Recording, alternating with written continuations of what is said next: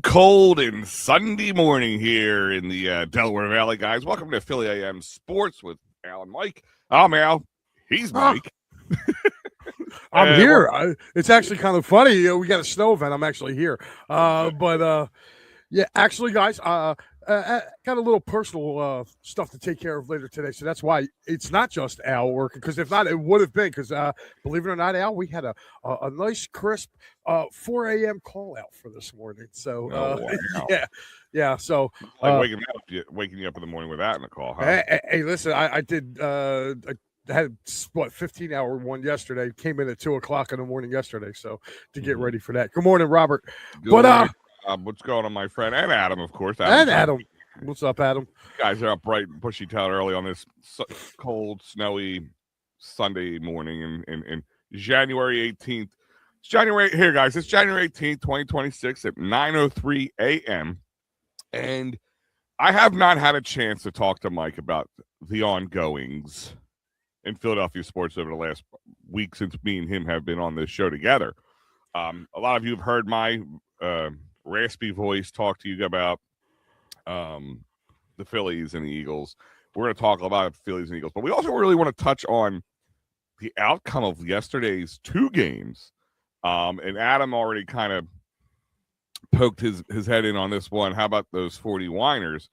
So, if anybody didn't notice, the 49ers were literally handed to them yesterday. They were out of that. It's funny. I made a comment. I said, that Sam Darnold was kind of questionable going into this game if he was playing. I said the way they started, I said he don't look hurt, but we still might see a backup quarterback playing it like the fourth quarter maybe here. The rate this is going, but I was right. Seahawks dominant. I mean, I don't even know what term is dominated. They bent them over and they made them their bitch. I mean, I'm call if you don't want the graphical thought process, but it is what happened. Mike, are the Eagles that bad and the 49ers and then the 49ers got beat? Like, if the Eagles had to play the Seahawks tonight or last night, would the same thing have happened? Like, what the hell happened, man?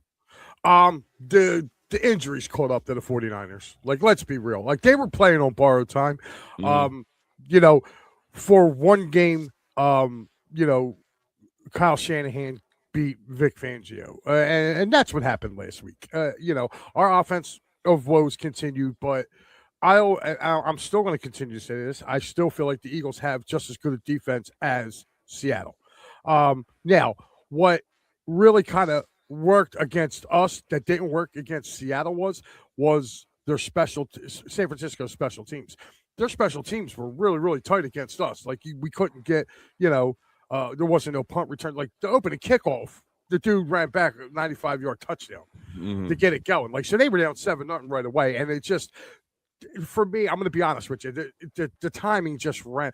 Everything caught the 49ers last night, and it just snowballed. That's all that happened last night. Like, reality set in.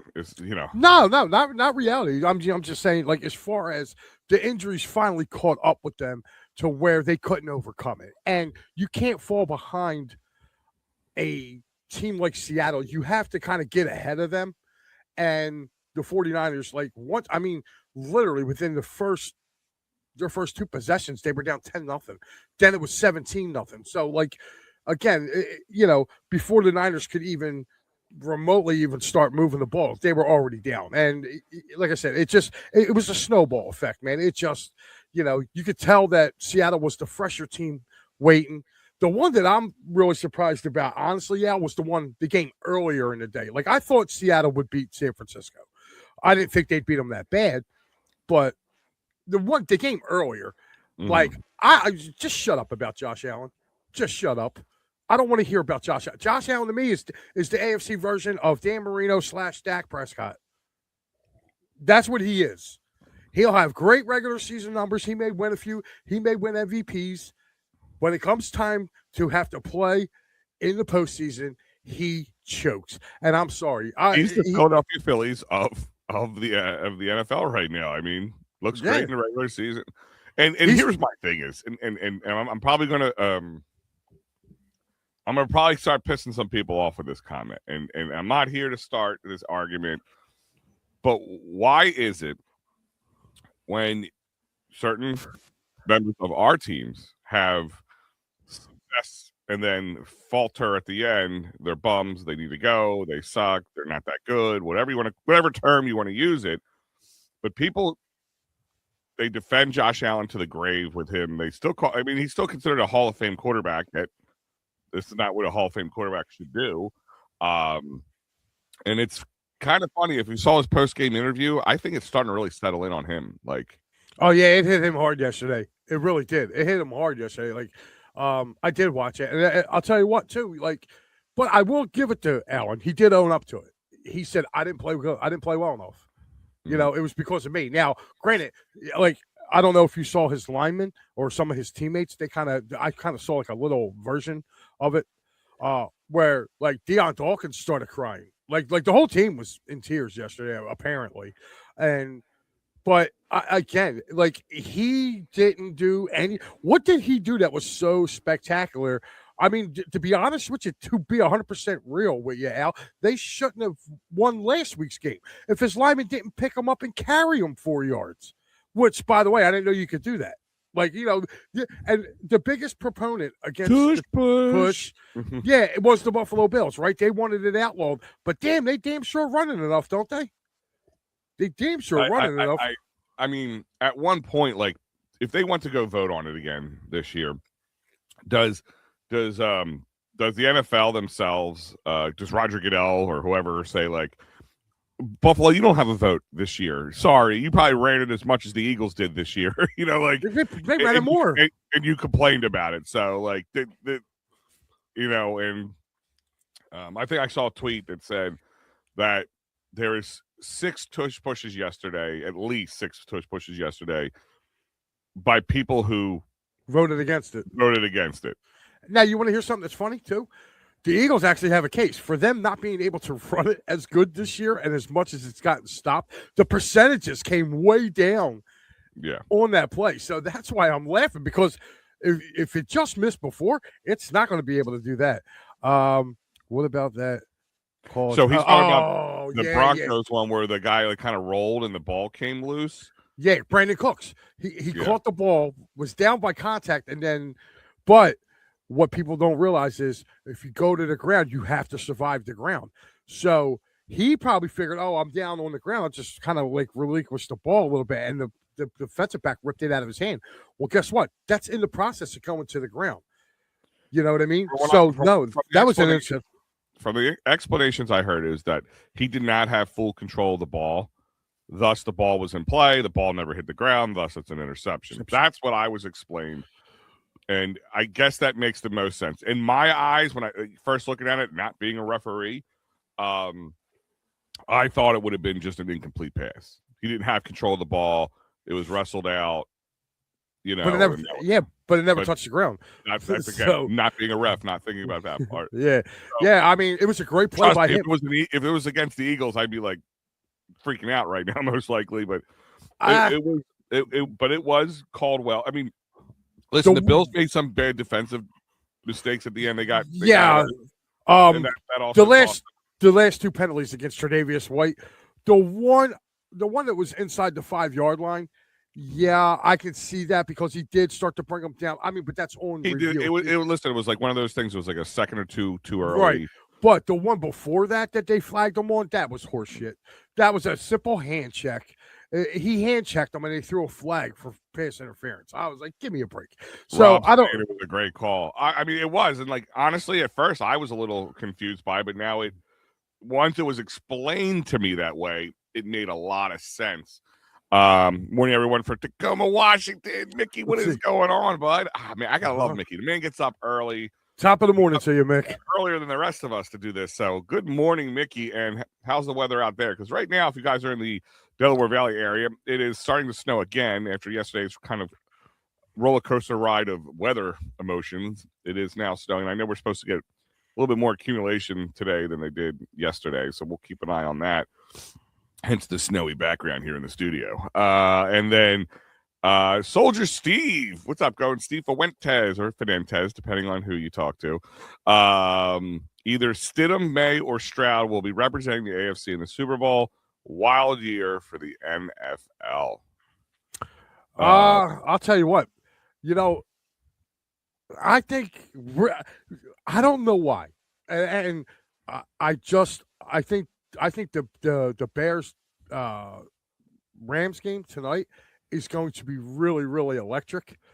But you know what? I would not be surprised if we end up seeing a Patriots Bears Super Bowl. I would not be surprised if you were to see that. Because, like, I mean, I think if the Bears win this game, which they very well could, like, a lot of people are counting the Bears out in this game. Yeah. Like, Matthew Stafford is like horrible in Detroit. He's like 1-9 in his career there. So there's something to be said about that. Nasty weather. Again, supposed to be going through the area. Okay. Again, like I just don't, and I think that Houston and New England game, dude, take the under in that game. Whatever the under is, take it, because that defense for Houston is going to watch it just become some sort of gunslinger. Like, it's like one of those things that it shoulda, coulda, but not woulda. It's just, it could happen. And it could happen. I mean, look, we already had the high scoring game with the Denver and the Bills.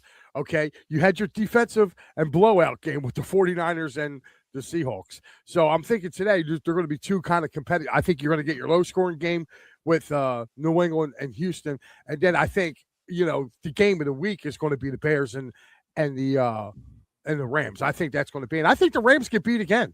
I do. I'm not sold on their defense plays well at times, but the one thing, a little Jekyll and Hyde, their team. Yes, they are, and their offense can go cold too. Yeah, and one thing I've noticed with them, they've been doing a lot of, what the hell is it? The 13 set with the three tight ends. Mm-hmm, okay, well, I mean that, but they don't run it enough with that. He used to live in Olympia, Washington. Yeah. Oh boy. Speaking of Soldier Steve, I don't know if it's this Friday or next Friday. Steve, remind me. He might be joining me on Friday evening. My first guest of the Philly Friday. Well, it was called the Philly Friday Frenzy, but I renamed it this week for the Philly Friday Freakout after the whole Boba Fett thing, which we will be touching on. Trust me, you. Rob thinks the Bears will win. Got a feel for Bo Nix. That was my next thing. No, I don't. Diabetes help. Howdy, diabetes. But it's funny. I think you got two guys who have diabetes that you're talking to.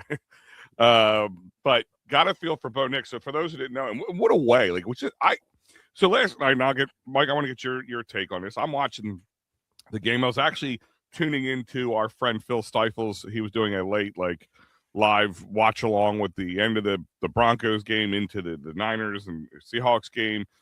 And I'm watching along. I'm commenting along. We're discussing things about how things go down. We were discussing a lot about the Josh Allen, Jalen Hurts, love versus no love, which we are already talking about here. And then also my Twitter goes off, and it's Adam Schefter.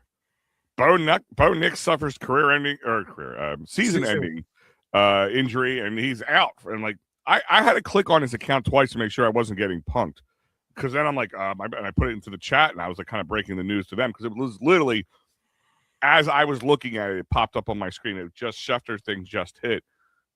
Wow. I mean, you do have to feel for Bo Nix. I honestly, I'll be honest with you, I wasn't voting against Josh Allen and the Bills as much as I just want to see maybe a new guard win it this year.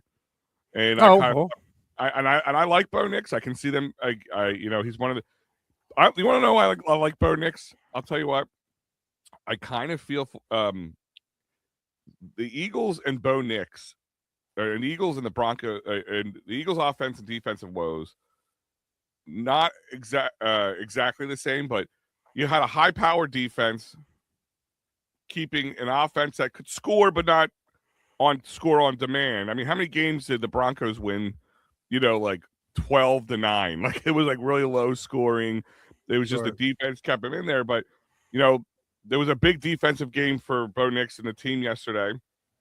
And, I mean, listen, he hit some offensive plays, too, when he had to. Don't get me wrong. But, and I'm not saying Jalen Hurts had the same kind of offensive output this year. But, again, it was a big defensive game. Yet Bo Nix got the praise, and I kind of compared it a little bit, and then that came about. What were your first reactions to Bo Nix and this injury that happened in the second to last play of the game, might I add? Yeah, like tell me about it, right? Like they're lining up, getting ready to kick a field goal, and the guy breaks his ankle. But you gotta give him credit; he stayed in there for the extra play just to do the kneel down. So, Mhm. yeah, it's bad. I mean, now you're going to get Stidham, but now if you really take a look, you're going to really, you're going to see now. Like if you didn't think that they're going to, if you don't think that they're going to not run the ball now. That now you're going to get a heavy dosage of Harvey and McLean. Mhm. So going forward, high winners. I Oh, think whiners. are we the whiners? Are you talking about the 40 whiners? Yeah. Because I don't know about you, Mike. Social media wise, especially on my Twitter, I got pounded about anything. I had things from weeks ago get the 49ers come on after they beat us last week. Oh yeah. Fans just jumping Some all of over us. some of them were cool. Some like I went back and forth with a few people on Twitter. Most of them were just like, "Oh, this didn't, this didn't age well." Shit. Yeah. But that's my the point best is thing. like I don't know how they got so cocky, knowing that you just lost one of your biggest pieces of your offense in our game, and then B, you know that like, you kind of use the term you're on borrowed time or house money or whatever it is. That I mean, it's one thing to get like to feel enthusiastic, but I mean, because everybody did pick the Eagles, they were not the favorites by any which way, and they won. And listen. Last week was all about their coach being able to scheme those guys open and get those guys open, and it was our, this was our, coaches not being able to scheme our offensive guys open and get down the field. So that's what it was. And you got to tip your cap. Yes, they were playing with their fourth and fifth string linebackers. I mean, they signed Eric Kendricks literally a week and a half ago off the street to come in and play. He was like a defensive star. Right, exactly. And so you got to give credit where credit's due to that. Now, do I want to hear all those the Niner fans yapping? Because the last two times they've came in here, they've pretty much beat us. We got a tail kicking, and then they survived this time. So, again, you just got to kind of swallow it, tip your cap, and to them. But listen, the Eagles have a lot of. Nobody gets away with any blame at all in these games. There was drop passes. There was Jalen Hurts moments where Jalen Hurts was not Jalen Hurts. The play calling was terrible. The rest of the coaching all could be looking at.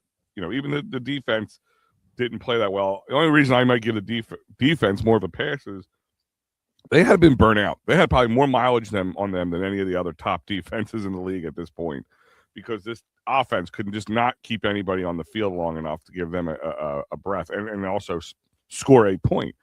I said to you last week, the Eagles have to just score points.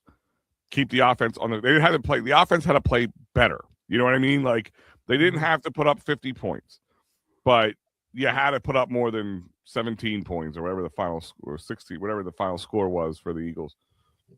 If you can't score 21 or more points in a playoff game, you might as well not show up half the time. Like that's how I look at it. I don't care how good your defense is. Sooner or later, they're going to break down. Sooner or later, big plays are going to come, especially in the playoffs. You're not getting the Raiders in the playoffs. You're not getting the Commanders or the Giants in the playoffs. You're getting even guys who even teams, if you look at them, who probably shouldn't have been there, but made it in because of the way the playoff structure. Take the Panthers, for instance, happens, and that's what happened. But the Eagles have. This is probably going to be one of the toughest off seasons for Howie and the Eagles, and not just because. What do you do with certain guys who want to get signed? Certain guys, there's a lot of signage you got to have. You got to make some decisions on players. I still have a big question.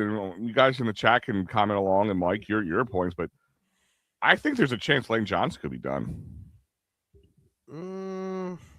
I think he's going to play out his contract. He's got 2 more years.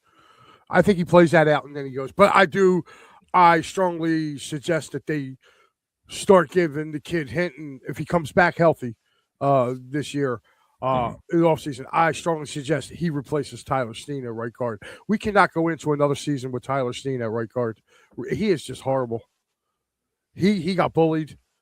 a lot this year. And you know what? I mean, maybe too. You know, this offensive line can actually get healthy. Like if I'm, you know, Cam Jurgens, thanks for the invite to the Pro Bowl. Go rest. Go rest up. I mean, you got to remember, dude. They played every.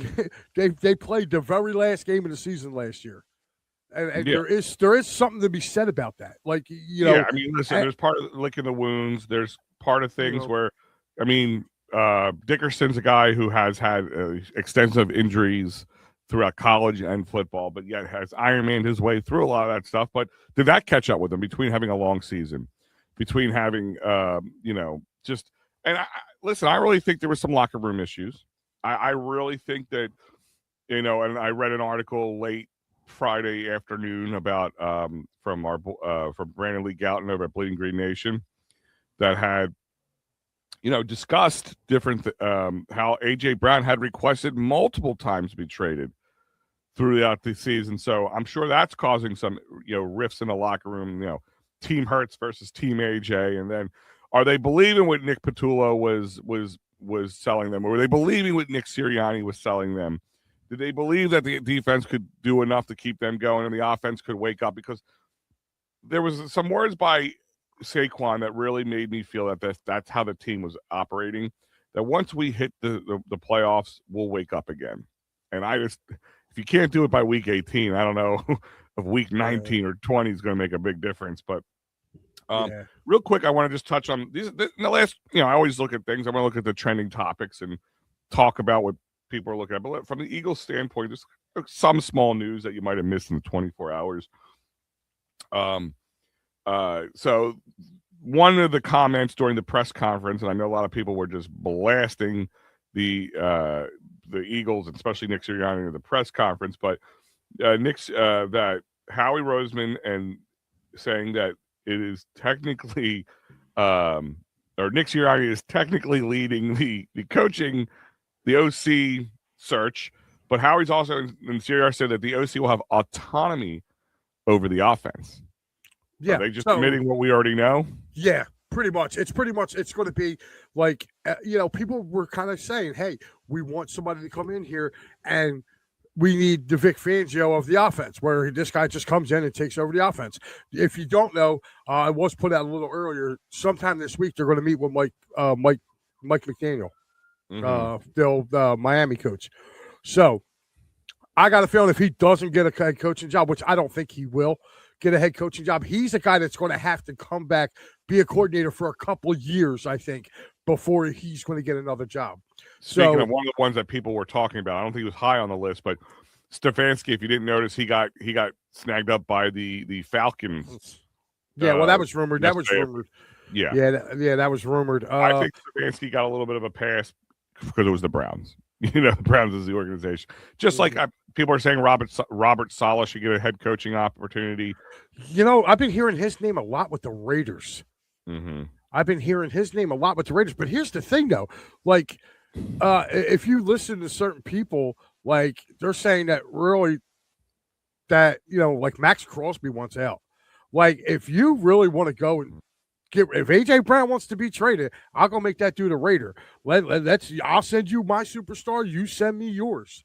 Yeah, plain and simple. Well, my question: if you're Robert Saleh or any guy who just like Stefanski, anybody who came from, let's call it a trash can organization, because that's what they are right now. Call me an ass, whatever you want to call me, but they're just garbage. They're just all over the place. There's no coherence. You go in there, it's almost like you're being set up to fail. Do you really go from the Jets to the Raiders? Yeah, I would, because they have that head coaching opportunity. Well, no, it's not only that. I mean, you got to take a look, man. Like the Raiders got a lot of money to spend. They have a ton. I thought they of didn't. money. I thought they had a lot less money. No. They got. They're pretty. They're financial issues or something. That maybe the owner is or something. Hold on. What is it?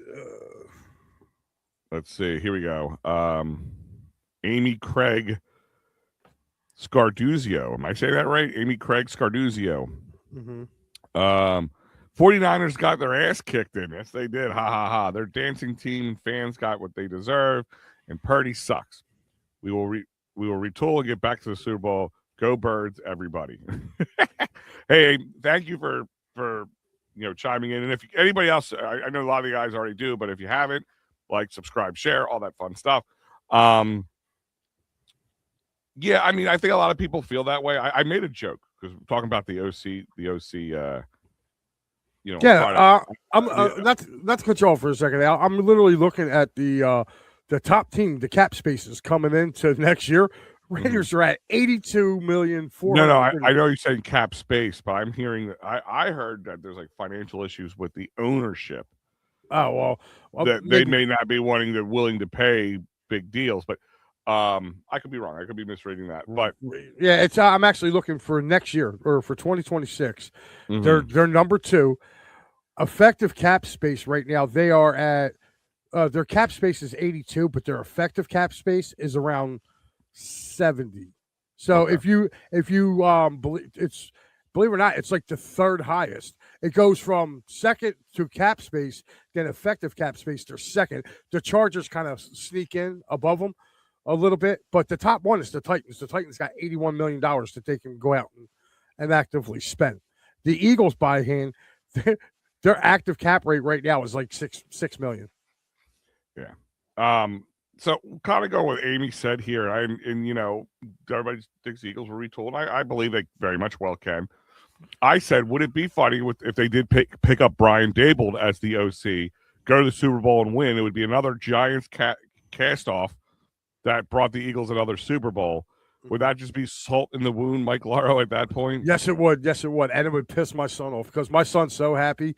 Our friend Pudgy Mike, also from the Pudgy Boys Pudgy Boys Sports Podcast, they are so ecstatic about getting John Harbaugh, which I think is a very good signing for them. I really do. I'm not saying it's not a good signing. What's up, Sean?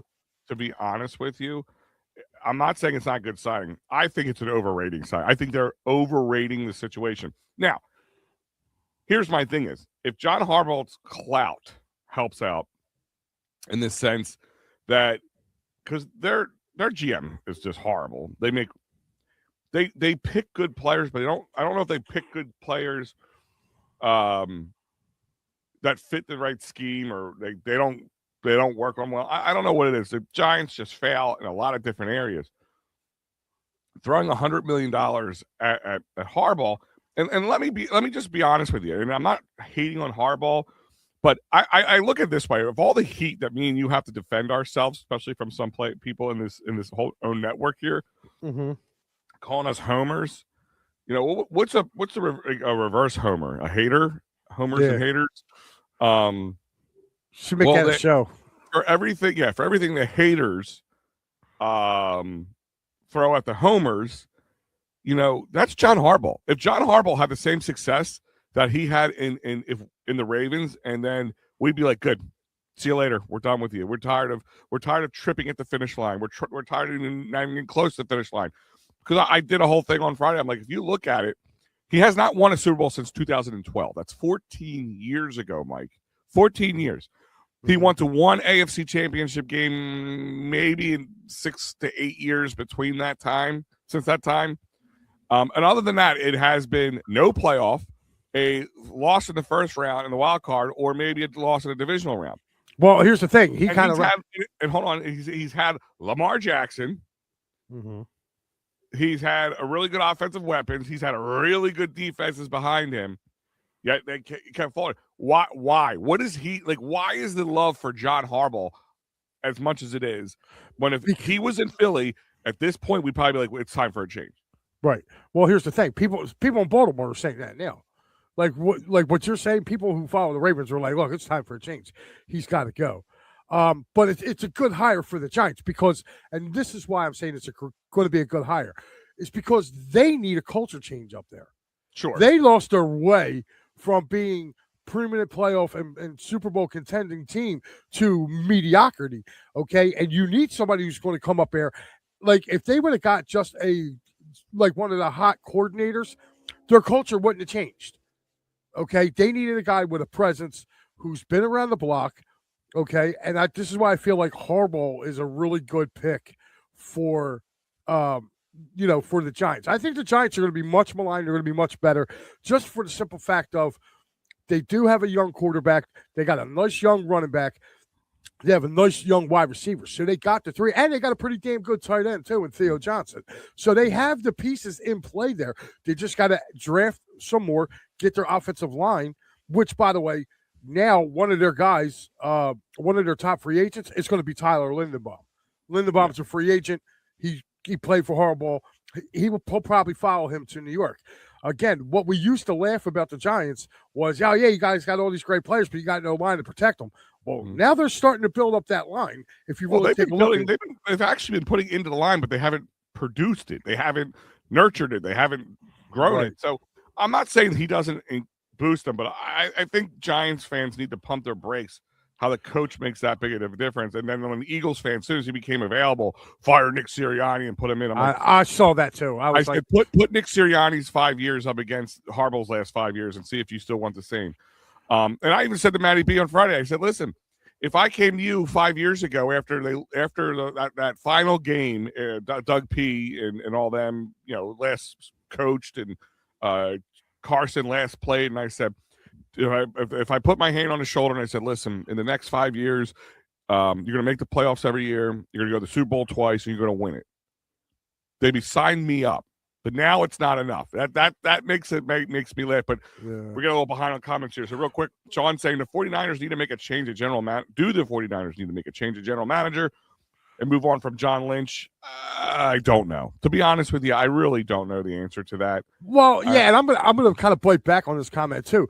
Like, you really can't say he's not a good general manager when his team, who was decimated by injuries all year long, made it to the second round of the playoffs. I mean, like, let's be real here. There was no team hit harder in the NFL this year with injuries than the 49ers. And they went 12-5 or 13-4 or something in the regular season. Like, I mean, come on. And they got a playoff win. So, no, I don't think they're going to move on from John Lynch. I think he's done a pretty damn good job. If you look at it, literally in the NFC, the last 5 years, it's been three teams. It's been the Rams, the Eagles, and the Niners. That's it.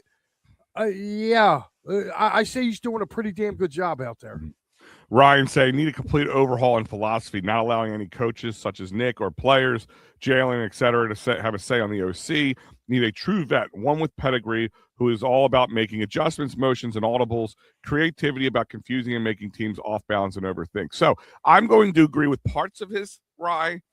I listen, you have to have some say. I think everybody has to have a little, has to feel like they're on board with who they're working with.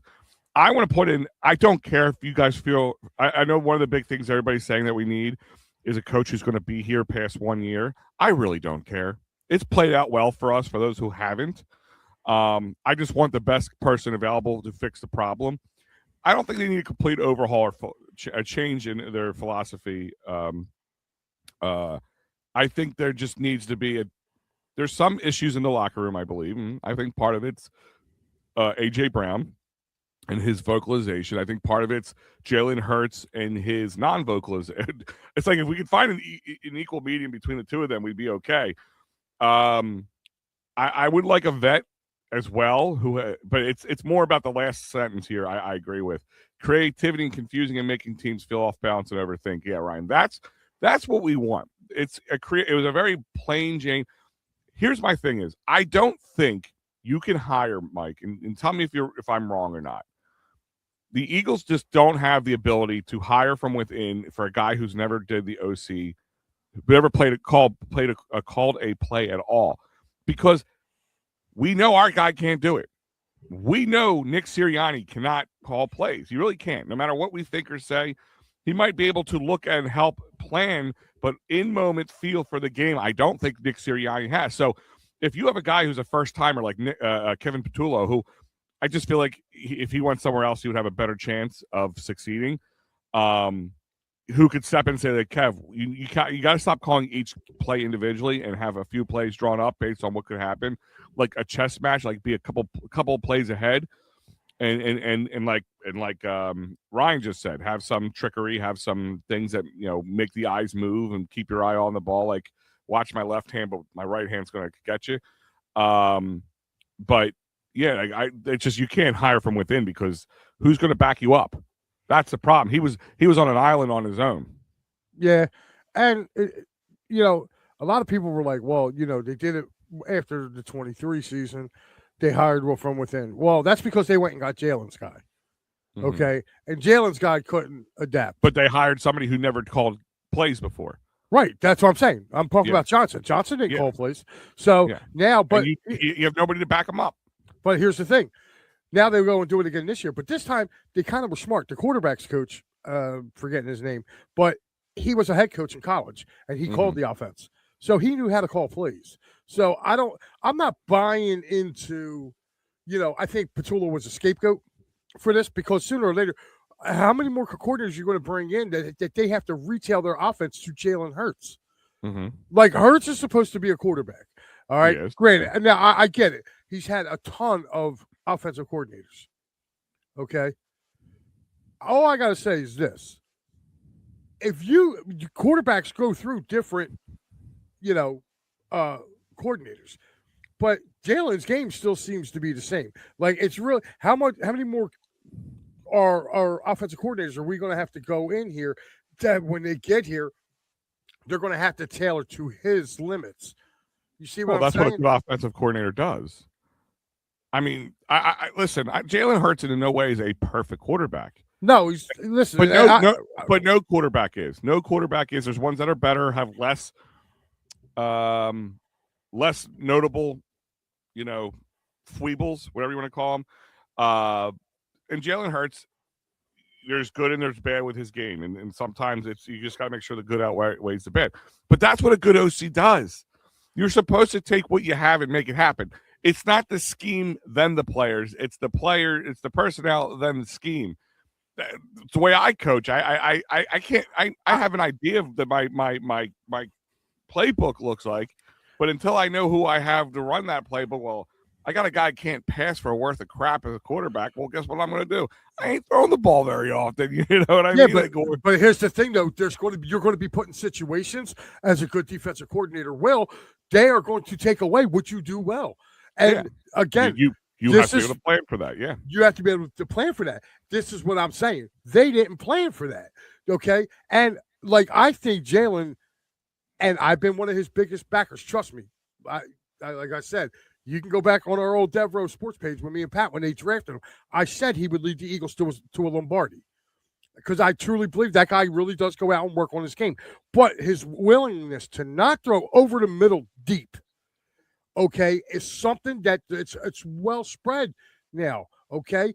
So when you are going to, when you're sitting there, that's why do you think the middle of the field's wide open? With him because they know he's not going to throw it past 20 yards down the middle of the field.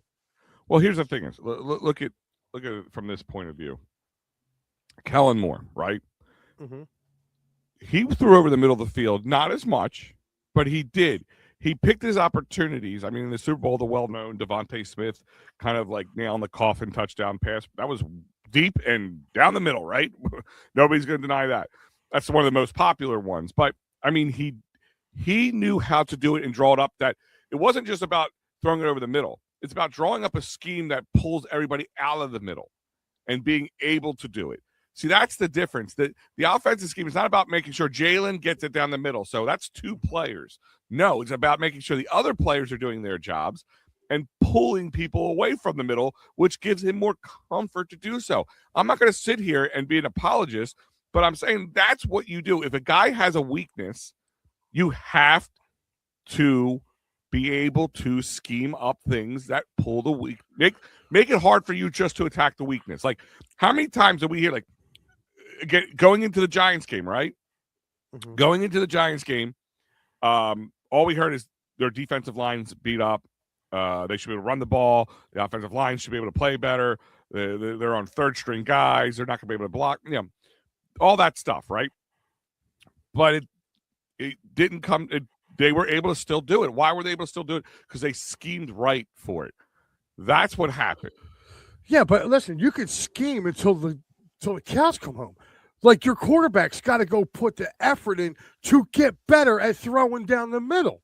Agreed. Like, that's the only way that that's the only way that you're gonna free up your outside receivers is if you start taking more shots down the middle, which means, like, if I'm Jalen Hurts right now, I'm getting 5 of my closest friends or 5, barrels. I don't care. Making it, and I'm not throwing anywhere other than in between those barrels and make it a tight space. Like, that's what I would be practicing on. That's a part of his game that's not good, but he's not developing that game. This is where I say you have to put some blame on this offense, on the quarterback's limitations. 100%. Because I'm not disagreeing with you on that point. And here's my thing is, again, I don't know if it's A or B in this case. I don't know if it's A that I think it's both. I mean, because he's not used to being a play caller. Okay, but our quarterback is not getting better either in the areas where he needs to get better. Yeah. Well, damn it, listen, I look Jalen Hurts in the face and go, okay, you don't want to run the ball? Then you better make, 18 out of 20 passes in the middle of this field. Mm-hmm. Hey, make 18 to 20. May you start making 18 out of 20 in practice with coverage in there, then we'll talk about you not running anymore. Until then, yeah. Then you can put your running into your back pocket. He's not good enough to put it into his back pocket. I'm not saying Hurts isn't a good quarterback, because he is. But for him to be elite, he's got to start getting better in the areas where he knows he's not good at. Okay? Yeah. And guess what? I don't care what anybody says. If you practice enough, you will get better. Like, it's like you can get better. That's why they always say practice. Confidence builder too. Yes. I mean, listen, you can practice all you want. It's until you get it a couple times games, like a guy in a slump, like a basketball player who is bricking things left and right. You got to watch it go in the hoop. You don't just shy away from it. I want to catch up with a couple of comments here. Sean Kilrain saying, fun fact, the Broncos were the only team in the NFL whose backup QB did not attempt a single pass this season. Another fun fact, the Broncos were the only team in the NFL whose backup QB did not attempt a single pass last season. That's right. Well, that's going to change. Sidon has not thrown a pass in the NFL since 2023. Let that soak in. Speaking of QB, speaking of Harbaugh, Reed was the same thing here. He left when he went to KC, and he won with a great quarterback. Yeah, like it's, sometimes it's time for a change in that sense. Hold on, I think we passed over this. It's good hire for the Giants as an organization. Actually got a proven HC who is respected in the league. So the Giants, this is a good considering their track record. I agree with that. Like I think kind of like the Eagles, people are saying we don't want an OC who's never done it before. I think you want an HC who had some credibility and who could probably push back on ownership and general manager to help. Especially with that. Well, that's what he. That was the one thing that made him sign with the Giants. He said, "Look, I want my own staff," which means Todd Monken's probably going to go up there, and also look out for too. Might be a little reuniting with Wink Martindale. Wink Martindale currently at University of Michigan right now. I think if Harbaugh goes up there, Wink is well loved in that building. Wink also was a defensive coordinator for John Harbaugh. So watch for maybe another reunion with Wink Martindale going back to New York. And if that's the case, that defense is going to get turned around if they bring Wink back. And here's the thing is, I don't think the deal has been done 100% with Harbaugh. Everybody's talking like it's a done deal. But from my understanding, they're still working out details. And they're hoping to announce it by Tuesday.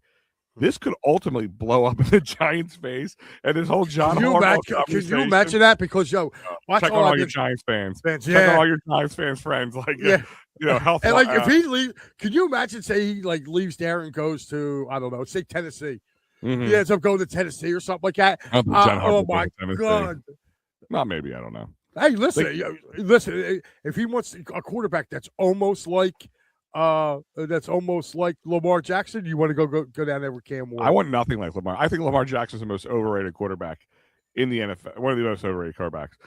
Sean's also saying Stimmy would be the first NFL quarterback to start in the conference championship round or later after not throwing a single pass during the regular season. That means his first one's going to be an interception. Yeah. Off topic, Mike. Is Mike a Delco guy? You want to answer that one for Rob? I was sworn in as a Delco guy, but I wasn't born. By me, by the way. By me. I was not born and raised here. No, I am from Philadelphia. I'm from the Kensington section of Philadelphia. So yes, I am a Kenzo. Born and raised. Ryan saying exactly, Mike. I think he was when we were talking about Jalen. Oh yeah. And then, yeah, that's true. I guess he was agreeing with both of us. Do you think Hurts is an elite quarterback? The ultimate question. Elite? No, I think he's a good quarterback. He's not elite, but yeah, can he become elite? Yes, but he's got to put the work in. Can he play elite? Yeah, I think he can. Is he a constant elite quarterback? No, and I don't think anybody's ever said that. Like, no, hold on. Let me rephrase that. I have some power light issues back here because my wife likes to forget. I think he can be elite. Just times he doesn't play elite. So does that? I guess that kind of does make you an elite quarterback. But hold on. You answer the question. I got to go take care of the power issue. Hold on. Oh Jesus, poor Al. Yeah. So me personally, I think he's a good quarterback.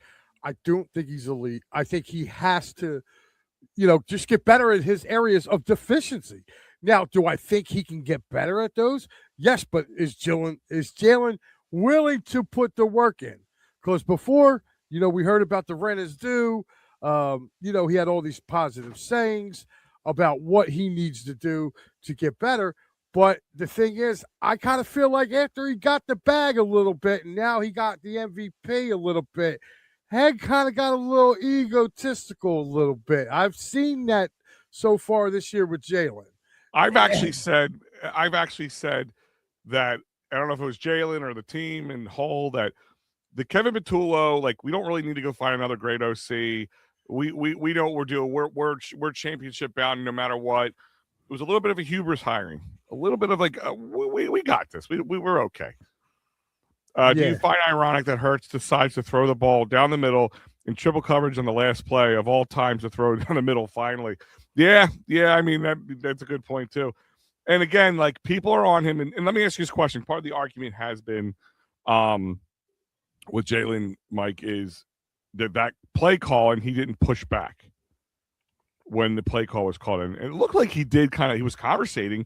You can't really tell what Jalen, he's not an animated kind of guy who would make like oh, come on, we can't call that, right? Like, you don't see that in his face. He could have been questioning it, or he could have been discussing it. We don't know. We weren't in the huddle. But, listen, no, if I'm the new OC, like, I come in, I'm treating Jalen like a rookie. Like, listen, you gonna run what I call. I understand, you're a Super Bowl MVP, but this is my offense. All right. And I this is what I want from you. Okay. If I see that you're able to change the play, like, I would give him the freedom to change the play. But if he changes it to something that's gonna be worse and that he's missing, then no. Like, then you would have to take it away from him. Like, no, I gave you the freedom. Like, I think you start out giving him the freedom to audible out of his plays. Because he's been around long enough for he can do that. But if he's not showing the results, that you need to see, and he's still missing guys that are open. But again, you go back and watch some of Baldy's breakdowns on some of these games this year where he's had a window of opportunity to throw the ball and he just doesn't do it. So he's got to get better at that. If not, then, they'll be moving on from him like they did with Wentz. And we'll be right back in the same thing looking for a different quarterback. Hey, a little, not exactly Eagles news, but Adam Schefter just tweeted out, Cleveland's defensive coordinator, Jim Schwartz, is scheduled to interview for a second time Monday with the Browns regarding their HC position. Oh, I called that. Well, me and Paul were talking about that not this past year. I think they have to. I'm telling you, I think a lot of people, there's so many openings that teams like the Browns, like the Titans, and Jets and all, they're just looking at, they're probably like, we're going to have to take who's willing to take us because there's so many openings. And some people, it's really hard to want to walk into a mess like these teams have created, at least like, with the, like, listen, I think the Eagles and Lions OC jobs are more sexy than most HC jobs right now for most people. Ryan saying Phillies have tried to keep same players with different coaches, but try to change the player and make them more patient and see more pitches.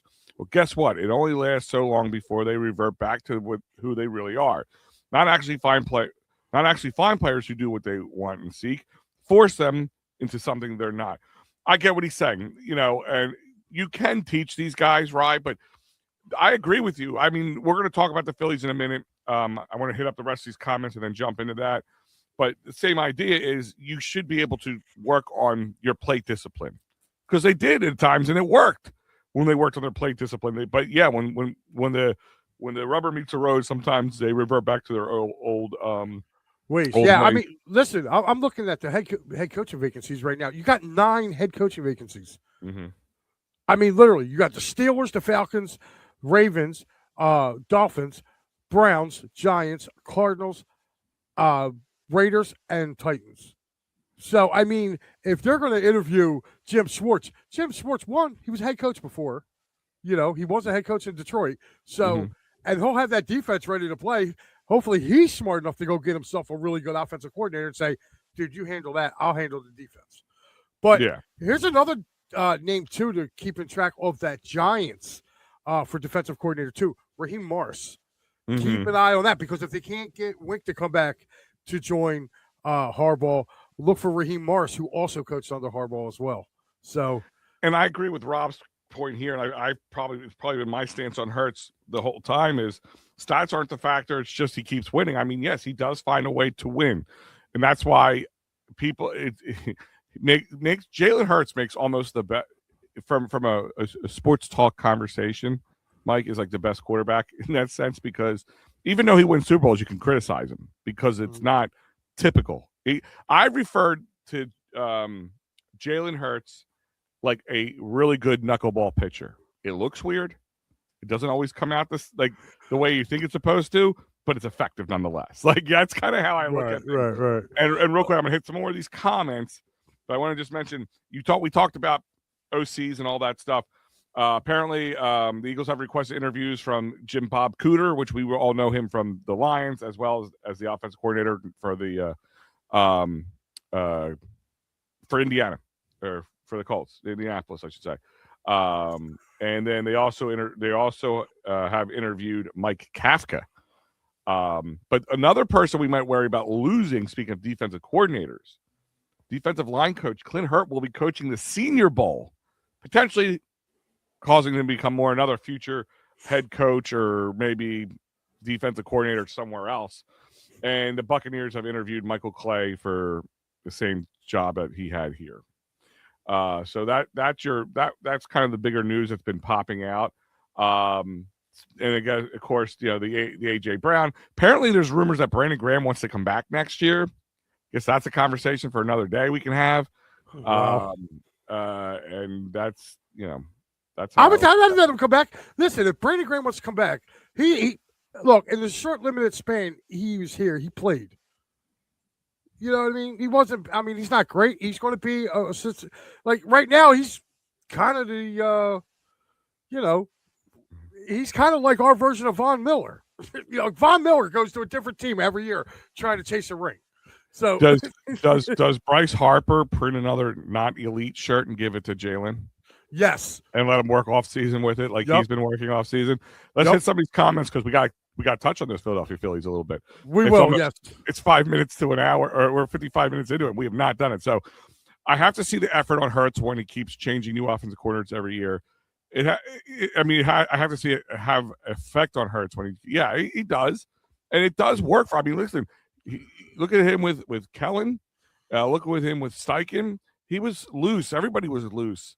So obviously they knew how to get the best out of him.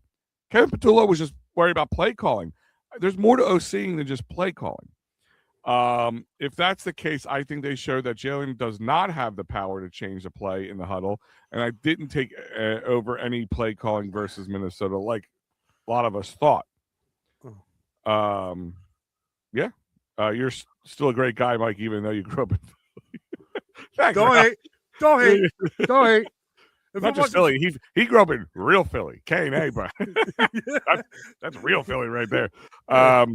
Listen, was using the Phils in regards about Hurts. No, right. We understand 100% what you're trying to say. Yeah. And And it was a good comparison. Hold on, before you get to the next comment, I just want to let him know, like, hey, listen, the only difference between Delconians and Kenzos are grass. You guys get grass houses. We have concrete. Other than that, the same. It's not much different now. Well, we always used to say the difference between Delco and Northeast Philadelphia, because we always had that argument with Pat and argument with Matty B about it. It said it's just the angle that you look at Center City from. We just look at it from a different angle. Everything else is the same. Yeah. Evan Laurel, I know this guy. Giants winning the division, best QB, best coach, best D line, best wide receiver. Y'all bums are done. Love you, pops. Yo, is Evan on the new harder drugs lately? No. No, listen. Hey, listen. He's like every other Giants fan. He's stoked. Now, like you said earlier, that it's not finalized yet. So I hope. I kind of want to see it happen, but for Evan's sake, I don't. Oh, listen. I will tell you, if that does happen, if Harbaugh plays the Giants to get a better deal somewhere else, and that happens, I will put you on the three-way call that I have with him. You think anybody's going to offer him more than $200 million? I doubt it. I mean, I think he's going to be there. Like I said, but I'm sorry. I agree with my son to a certain extent. Like this whole best thing. He's not the best coach in the division. Like that's got to be proven. Like, there's a difference between playing the AFC North and the NFC East. Okay. In the NFC North, okay, you get 2 bum teams a year. Okay. In the NFC North, whether it's Pittsburgh taking a turn being a bum, Cleveland, Cincinnati, and Baltimore. They all take turns being a bum along with the Browns. Okay. And then when the Browns get good, one of the other 2 teams falter. Here in this division, it's something, and I will say that even when they're not having good years, the division, it's always tight, competitive games. There's never he's right. Blowouts. Evan is right. It is actually official. I guess it happened like yesterday afternoon. I missed it. Okay, so it is official. All right, cool. So it is official. So you guys can breathe a sigh of relief until nothing changes. Sorry, I had to throw it in there. But real quick, let's hit a couple more of these because we got to touch on the Phillies. Hurts is the reason this team wins 90% of the time, although he gets the credit. He is not the reason. I'm sorry. It's the team winning, not Hurts. I'm sorry, Rob. I'm going to push back on that one a little bit. You can't get. It's kind of like when people push back on the what's it called? Tomper situation. If the Phillies are winning, it's not Tomper. If the Phillies are losing, it's Tomper. You can't say that. He is the quarterback of the Philadelphia Eagles. Yes, we have a really good team around him, but show me a team that does well that doesn't have a really good team around him, right? Look at the playoffs right now. They're going to bring up the Seahawks have a really good team around him. Is Sam Darnold? Sam Darnold is playing above Sam Darnold's normal levels, but he also has Cooper Kupp out there with him. He's a good offensive line, and he's a stellar defense. He's got JSN. JSN's one of the best receivers in football. Yeah, and he's got 2 stud running backs in Walker and Charbonnet. He's also got Barner's an up-and-coming tight end. I'm getting annoyed with this conversation. It's like, that's my point. I'm not sitting there telling you that Jalen Hurts is the best. But every good winning team has good winning players. There's 11 dudes on the field at any point in time, sometimes 12, depending on the kickoff and it's windy. But 11 dudes at any time on the field. And if all 11 guys aren't playing effectively or better, then that team's in trouble. Dude, I'm going to bring up a guy that everybody's on, Matthew Stafford. They are on him like something fierce. Now, you mean to tell me he don't have a good team around him? He's got Nakua on one wideout, Devontae Adams on another wideout. Right there. Nakua's Hold on. Right I'm not even done yet. He's got Williams and Corum running the football. Then he's got 2 stellar tight ends in Higbee and Parkinson. So he's got a stacked roster around him too. But nobody ever penalizes Stafford for having that team. They're just a good team. That's a great offense. Every time people throw the word homer around, I got to throw the word hater around because at this point it's starting to sound a little hater-ish. It is. Because you can't tell me he doesn't have anything to do with it. He can't tell me. They bring up quarterbacks who won Super Bowls, because the team was really good, but the defense, like Peyton Manning's last Super Bowl, he was bad. He was benched for Brock Osweiler at one point in that season, and all he had to do was hand off the ball. I agree with you on that one, but you don't keep doing it year after year. I mean, yes, you had an up year, down year, an up year, a down year. Yeah, well, guess what? I don't want to hear about Josh Allen no more, because until Josh Allen gets to a Super Bowl, he is nothing more than this. I told you, he's this generation's Dan Marino. He's good in the regular season. Has had really good teams around him. He's had some really stellar defenses. He's had really good offensive lines. This year was a little banged up, but his wide receivers were good up until over the last couple of years. Over the last 2 years, no. But he's had good offensive players around him at any point in time. It's not all on Josh Allen. Does Josh Allen's feet work better and help him extend plays better than Jalen does currently? Absolutely. That's something they got to get back into. They got to stop playing scheming scared. And maybe it's Jalen, maybe it's the coaching, maybe it's both. I don't know. But to sit here and tell me, Ryan, that the Eagles, that Jalen Hurts isn't part of the winning of the Eagles is absolute and utter bullshit. I'm going to drop a bad word there. I'll put the money in the old swear jar. Clink, there it is. There's the quarter. I will drop it in there. Yeah, right. But that's bullshit. For anybody to sit here and tell us that Jalen isn't part of the winning part of the culture, but he's the problem when they're losing, that is the most asinine thing to say. I mean, it really is. And I love Ryan. I think, Ryan, you're a great human being, and I agree with you a lot of times on what you bring to the show. But right there, that to me is telling me that's an agenda. That you just don't want Jalen anymore. And that's fine. You don't have to want Jalen anymore, but it is what it is. There's a fair question. Yeah, no, he's not from Delco. We're not owning him. He is definitely a Northeast Philly guy. No, he's not. He's not from there. He's from Uranus. Yeah, well, he's from he's from Uranus. No, he's from anybody else's anus but mine. Question. I've been thinking of: is AJ hurting the play calling because he's limited to certain routes?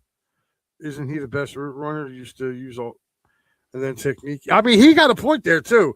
I'm not going to like that game last week. I did not throw everything on Jalen because I felt AJ Brown came up small in that game.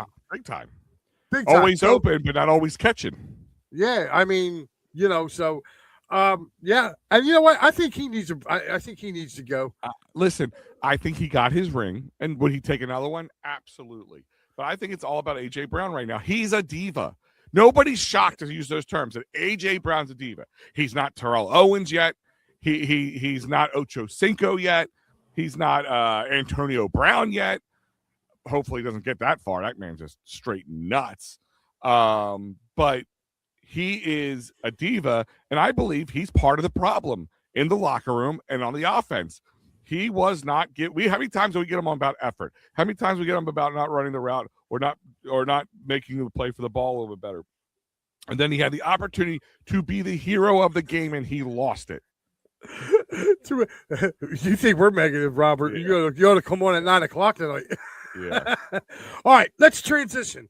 Robert says, I don't think the Phillies are going to win more than 90 games. You know what, Al? At their current rate. At their current rate, I think this is the year that they do not. There is no Red October here. I don't think there's going to be. I think at best they're probably a 500 team this year. I don't know if they're best 500, but it's going to be damn close to it. Make some improvements. But you know what? Here's my thing: watch it play out differently. We're all so negative on the situation, and they somehow it being not being the sexiest team in baseball, or even one of the top sexiest teams. Maybe they play harder or something. They play with a chip on their shoulder. The Phillies always seem to play better when they're not the top tier team in baseball. So maybe this is what they need. I don't know. That's just me being silly. I sent you a picture the other day, Mike, where it was, for those who didn't know, it's National Hat Day. I think it was Monday, something like that. And as you know, me and Mike are very much into our hats. I'm always wearing a hat of some sort, not just to hide the bald spot. I just really like hats. But they had deals across the board. So I actually went on. I got emails from the the minor league teams because I watch enough of their stuff and everything. And all the teams had $10 to $15, like they're good hats. So I got some more Iron Pigs merch, which my wife is so not happy about. I got way too many hats. I got to start giving some away. Oh, let me see. Let me know which ones. Matter of fact, send me the link for that too, because I used to buy a lot of used to do a lot of. I don't know if there's still the sale still going on, but just go to Google, Iron Pigs, go to their merch store and go to the hat section. Comes right up. $10 or $15. What's it saying? Lost Ranger was crazy dude, almost Andy Young. Candidate. No, he meant to say he probably went to write Cy Young and spelled out Andy. Okay. Ev, I told you 1,000 times, kids, stop using your talk to text because this is what happens. Kids. Oh boy. I said if the Phillies slow start by June, Topper will be out and Mattingly will take over. Oh, I think so too. I think that's why he took the bench coaching job. I mean, what was Topper going to say? Oh man, I really don't want Donnie here. Especially his dad's the GM. So the rumors are really coming out that it's not a big surprise that McDaniels is actually going to be interviewing, and he's okay with not taking HC if it's with the Eagles. Yeah, actually, he was like, they talked to him. I want to say maybe a day or so, maybe Thursday or Friday. I saw a thing with him where they were talking about, he goes, what he like. He said that offense. And he goes, who would not want to coach Jalen Hurts and AJ Brown and Devontae Smith and and Saquon Barkley? Yeah, you know what I mean. So, Ryan, I guess was just kind of going. He's not the biggest reason. And the only thing I'll say to it, so we can continue to move forward with the Phillies conversation, is that if you can't say that when he's the one throwing the ball, he's the one extending plays. He's the one making you really can't say that, but we'll keep going. Watch. What's crazy watching the Eagles is I don't think I saw one drag route by a receiver all year. Good point. That's an old sweatshirt. Actually, it's not. It's only a couple years old. For those who don't know, that was it 2 years ago or last year, they had the Spectrum Series Sixers uniforms, which were really awesome, by the way. I got a couple jerseys, but this is the Spectrum Series logo, and this was a sweatshirt. Again, if you just keep your eye on the websites, this was $12. It's soft as hell, and they got the great logos. So you just gotta get lucky sometimes. Let me read that one. The Phillies start slow by June. Topper will be out. Don Mattingly will take over. Adam, that is exactly why Don Mattingly's here. I don't care what anybody says. Yeah, he is a safety valve at its finest. Yep. So let's talk, Mike. I know we're kind of running over time here, so if you have the moment, let's talk about it. I talked too much.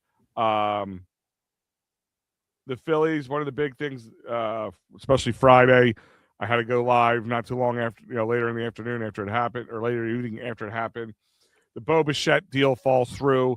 Apparently, they offered him a competitive 7-year, $200 million, but he took a 3-year, $126 million from the Mets, giving him $42 million, but he has opt-outs.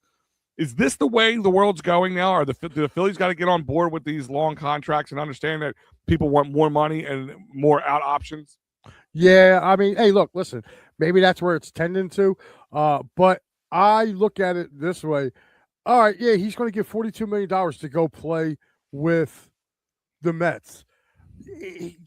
Once he sees how much of a train derailment that is up there, he's going to opt out. And here's the best part. If the Phillies want to go re-sign him next year, he's going to opt out after 1 year. Because why would he? Why would you stay? Like, that whole – dude, Pete Alonso was a grown Met. Mm-hmm. Homegrown Met. He got the hell out of there. Like, that told me everything I needed to know. Like, when you have a homegrown guy who says, nah, I'd rather go play in Baltimore than stay in New York. Like, no, man. Like, there's something not right. I mean, everybody who was meant something to that organization is now gone. Edwin Diaz went to the Dodgers, which, by the way, listen, I'm not made at the Dodgers. They're going to keep spending money, keep winning championships. $60 million a year for 4 years for Kyle Tucker. Kyle Tucker's a good player. Don't get me wrong. He's not worth that. $60 million. I mean, that's an overpay of anybody. There's not many people that maybe Shohei Ohtani I'd pay $60 million for. Did you see his contract? The way it's deferred. Oh well, we talked about this. It's like what's it like $2-3 million a year, but then he gets a boatload at the end of it. Yeah, we had a long conversation. He's kind of like a much higher paid. How do I put this? Defers for another 10 years after he's done, Hmm. but he'll get all his money by the time he turns like 53. He gets $68 million. He's making about the same amount of money per year right now as Bryce Harper, Hmm. but he's gonna get $68 million a year for 10 years after his contract is up with the Dodgers. Listen, yeah, as much as I couldn't stand Bobby Bonilla, and the only reason I hate Bobby Bonilla is because in '92 when he became a free agent, it came down to a bidding war between the Phillies and the Mets, and he used the Phillies to get leverage to go play in New York. Same Boba thing, Fett, huh? same thing what Bo Bichette just did. So again, I look at it like this. I feel like the Phillies will have more money because they'll have money coming off their books this year with Castellanos, Walker. They'll be going, Yeah. so their money will be off the books. So they'll have more money to go out and spend. But there's really not a great market of free agents this year. It really wasn't. Like, I thought a lot of these dudes got overpaid. Like No. Ranger Suarez got overpaid. I'm sorry. But I think there was guys available, Mike, who I forget who said the comment earlier about philosophy changes. I think it was Ryan. I think it was when me and him were agreeing on something about philosophy changes and guys that come in and because the other guys who are here are not buying into that philosophy change that you could have got. Didn't have to be bona fide superstars or $60 million a year guys, but guys who could have been. And me and Maddie brought him up. Luis Ariz is a guy that still boggles. I guess they say his inconsistency is a problem, but the guy's a career I think what he said, 318, 317 hitter. Last year was one of his lower years at 292 batting average, but other than that, he's always in the threes for the most part. He had 181 hits last year, 8 home runs. Listen, 61. I would take him. Again, though, but you got to find a trade partner for Bone. That's what I'm saying. Like, and right now, you're not going to get. I think the only team really that would probably take Bone right now would probably be Seattle. Yeah, we'll take him. Get some prospects for him. I mean, do you see in any world that Alec Bohm gets better and then you can get more value from him? I think that's a risk that's not worth the reward. No, he's another one. He's another Phillies player that had a really good showing in the home run contest, and somebody actually thought in the front office he was going to be a power hitter. That's all that was. Remember, they did. We don't need a power hitter, Mike. I know. We need a singles and doubles hitter. Yeah. Just like people were saying, who was the guy that they were trying to?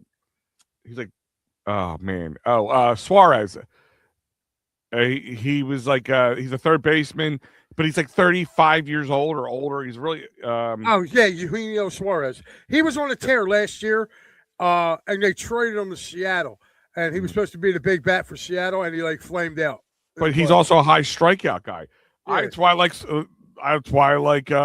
Luis Ariz. He's a low strikeout guy. We have too many of them, and then you just sign one of those guys who can do that, has that ability to do that, to a 5-year deal.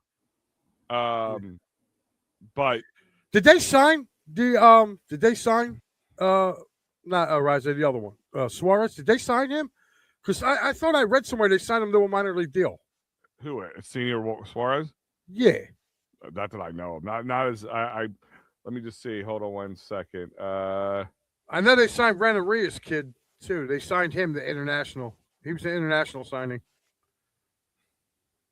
Yeah, I know that Renneria got signed, and Brad Keller joined Team USA in the bullpen. That's really, I'm looking at the news right now. It's still about the Bo Bichette and JT is pretty much the big news for the Phillies. Nothing much on that. Brian Torres, whatever you're smoking this morning, I would love. I want whatever you could bottle up that confidence and share it. Sprinkle it around. Maybe I could put a little bit like a cologne on my neck so I can breathe it in throughout the day. Brian, I hope you're right, man. I would love to be wrong on this one. It's hard to see the forest through the trees right now with the way the built, because it's just a run back. Like, it really is. Like, and it doesn't. I don't think it needed big changes. You know what? Here's the thing: is if the Phillies want me to feel a little better and be more excited about the Phillies season, this upcoming Phillies season, tell me you're going to bat Kyle Schwarber fourth. Tell me you're going to do that. And go get a Luis Ariz. You can afford him. If you're going to afford the Bo Bichette contract, you can afford him. Mm-hmm. You could put him at your number 2 spot. That would fill out 1 through 4 right there for me. Make me feel actually 1 through 5, probably with Garcia as an option too.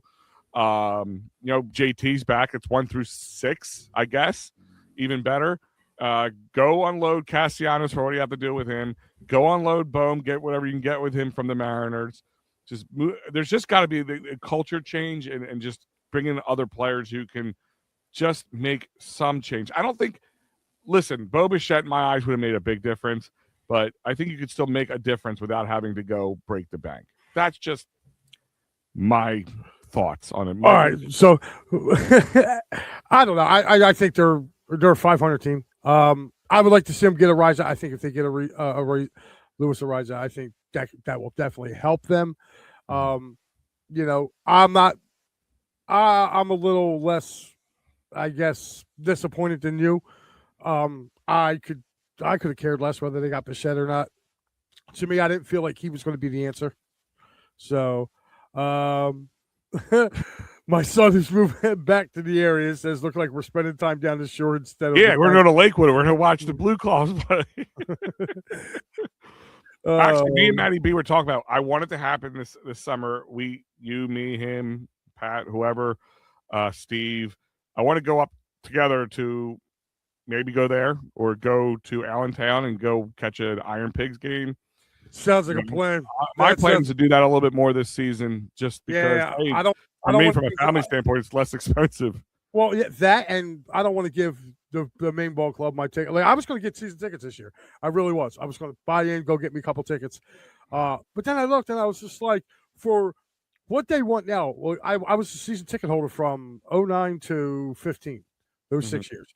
And I'll tell you, for what I paid for my tickets, from where I sat for a 17-game plan, now what I paid for a 17-game plan, you can't even pay a 6-game plan for. No, it's ridiculous. I mean, I looked, I was like, no. I didn't have season tickets, but I bought playoff tickets for 07, 08, 09, 10, all that. From 08 to 09, right? What I paid for my World Series ticket in 08, I paid more for my first playoff game in 09. That's how they jumped. That's how bad they jumped. Yeah, Evan will tell you, man, when a couple of years when we opened up against the Red Sox at home, my son Evan, he likes the Phillies too, but like his Red Sox are his favorite team, Phillies are his NL team. So Mike, we got to question your parenting. A Giants fan, a Red Sox fan, listen, Boston and New York. What is going on? Listen, he loved Manny Ramirez. That was his guy. So he said more excited for the Flyers than the Phillies. Don't get me started on the Sixers. So hey, listen, man, the Flyers right now with their goaltending situations, that's making it real tough. It's like I always feel like every time they start making us feel special, that something like this comes up and it makes it real difficult. Games, and I was pounding my chest. Oh man, I don't see a 10-game losing streak happening here. I think I spoke too soon. Yeah, I think you spoke into existence. The Sixers, though, I'm taking one game at a time, my friend. I'm enjoying each game individually. Like that's how I'm looking at the Sixers right now. I have no expectations. I think they make the playoffs at this point, but I have no expectations. And I have to say that I feel, even though I don't want them here, PG and Embiid, I feel like they're accepting their situations and playing into it. What do you agree to that? Well, I mean, plain and simple. Like, what else can they do but buy into that? On Hart, I'm not. This is where me and him disagree on this. He talks about Hart. I didn't. Hart had one good year in the bubble. He had one good playoff run in the bubble. Other than that, Hart was not good. My Sixers point is this: as far as George and Embiid playing their roles, yeah, because they already seen that it's not their. Embiid just seen it's not his team anymore. It's Maxi's team. And guess what? Guess who's coming along with that ride? Edgecombe. Edgecombe has been playing phenomenal basketball between him and now your guys. Joel's going to have to be a role player, and I think that might actually do center. Who would have thought? But here's the thing, though. Who would have thought? Maybe that pressure of him just not having to be the guy might actually help them propel Yeah, and let him rest more because the focus is taken off of him. Yeah, I mean, there's a lot. That's why I say I take each game individually. And Evan, I know you said innocent until proven guilty, and I agree with you 100% on that. But at the same time, it was never proven innocent either. It was settled out of court. God knows what was said, sometimes it's a locker room thing too. That you have to look at that point of view. Guys have young kids, and things go wrong, and they feel a certain way about a player. I'm not saying it's right or wrong. I'm just saying that's probably where you have to go and look at it. He had no defense, taking 35 shots a game. Now that they have a better defense, no goaltending, it's not a hard puzzle. Listen, I believe Hart was their defense is a little better, not much. Yeah, not much. I mean, I had the game the other night, and I'll tell you what, I got so sick and tired of watching them again. Like, they're falling back into some former habits when they were coached by Tortorella. Like, 3 guys standing on one side of the goalie while there's another guy having a barbecue at your goaltender, just waiting to tip it in. Mm-hmm. Like, they've been doing that a lot lately, and I didn't see the game yesterday, Al, unfortunately. So I'm kind of glad. Watch yesterday's much either. I kind of poked in a little bit. It was just, busy day yesterday. All right. Well, here's the main question that we got: what is for dinner in the Safiri household today? Well, I made tonight's dinner last night now, so kind of threw things off a little bit. Part of me wants to still go out and barbecue as long as the snow's not too bad. But I think I'm gonna lean away from that. I actually will be making some homemade spaghettis today, some pastas. I'm actually gonna go with a Pat Bernard.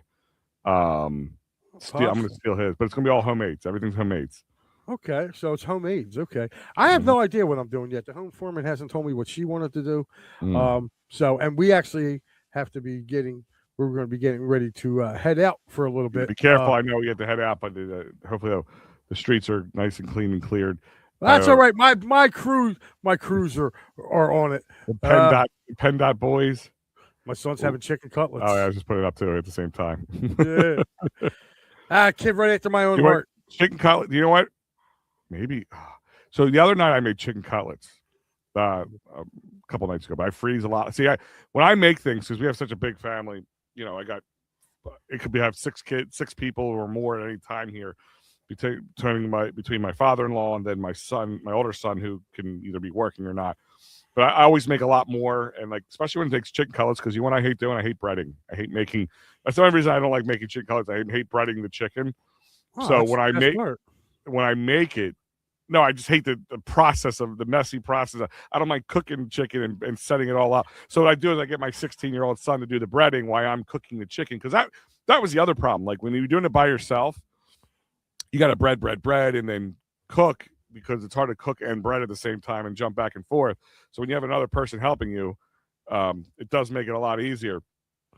But I make a lot more chicken cutlets than I typically should, because I like to freeze them and have them either. I make chicken cutlet sandwiches or just some sort of a chicken cutlet meal. But I might make some and cut them up and put on top of my pasta tonight. So that might be something I make. I'll tell you what, Adam, go on TikTok and you can probably look and see Pat. You can probably ask him that yourself. So, I didn't know they allow that on TikTok. Yeah. So, dude, Pat must hate me, because every time there's a place called the Glizzy World or something like that, and every time they break out a new Glizzy, they put a video up of it, and I automatically send it to him. I'm like, yo, here's something for your thoughts. So. Yeah, but, some guys doom scroll porn. Yeah. Pat doom scrolls glizzies. Yeah. All right, guys. Well, that's going to do it for us, man.